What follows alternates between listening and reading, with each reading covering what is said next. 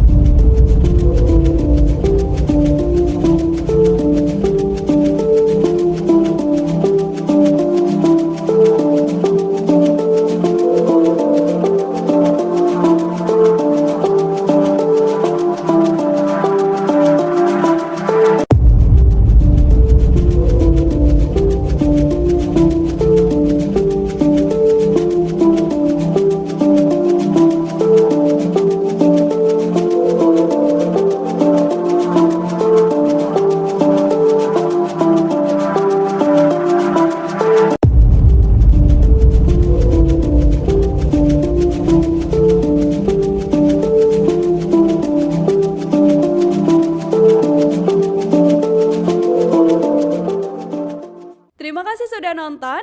Jangan lupa like, subscribe, dan share ya.